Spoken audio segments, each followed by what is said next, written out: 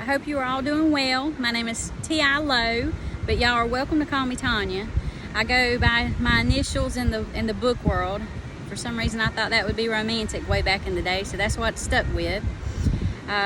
Last year, I had the honor of going to Spartanburg to the conference for SIVA, and I had such a good time, and just a little bit sad that I can't be in person this year, but I thought if I couldn't be in person, why not share with you my Grand Strand in South Carolina.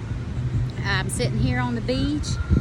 It's probably about 100 degrees, but I thought, what better place to come to you and have a little chat with you than right here on my beloved beach. And it is not only my beloved beach that I grew up on in South Carolina, but it is also the setting of my new series, the Carolina Coast series. And I would love to talk to you today about them. Just share a little bit about. There's Beach Haven, Driftwood Dreams,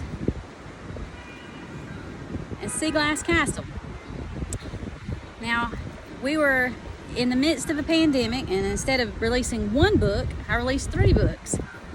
So they're fun romances. They make you swoon. They're all got those country boys with those all-shuck grins and handsome and make you swoon, and got sassy women to keep them straight. My first book in the series is Beach Haven, and in this one you'll find a grumpy ex-Marine that has come to this little town called Sunset Cove to lick his war wounds, and he will meet up with the quirky character Opal, who she is a hippie version of Joanna Gaines. Now, if you don't know who Joanna Gaines is, well, bless your heart. Just go Google her and you'll figure it out.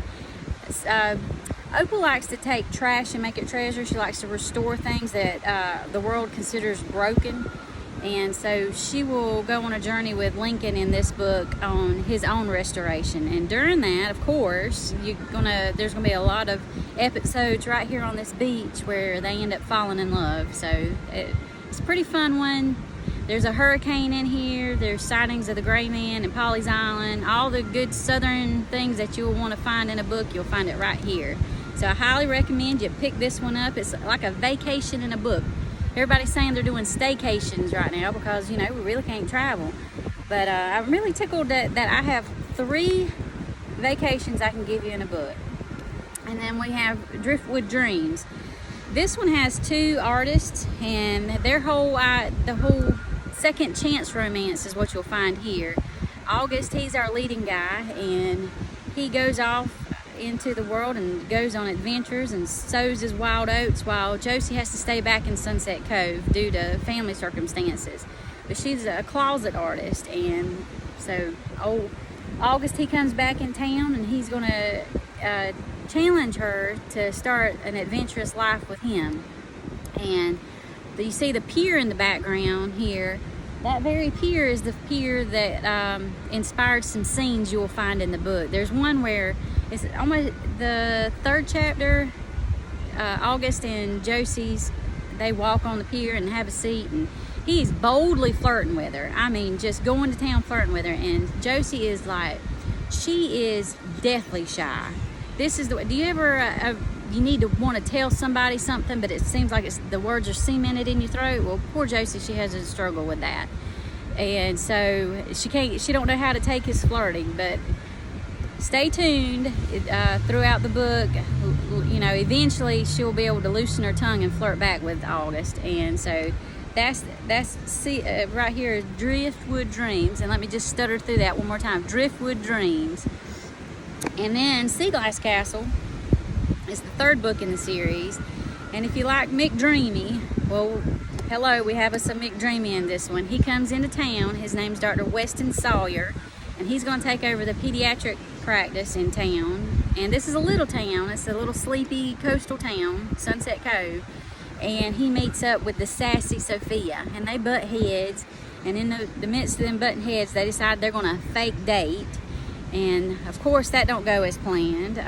They end up sharing their first kiss as a muddy kiss, and then they also will be sober rides for a bunch of unruly old ladies that call themselves the Knitting Club.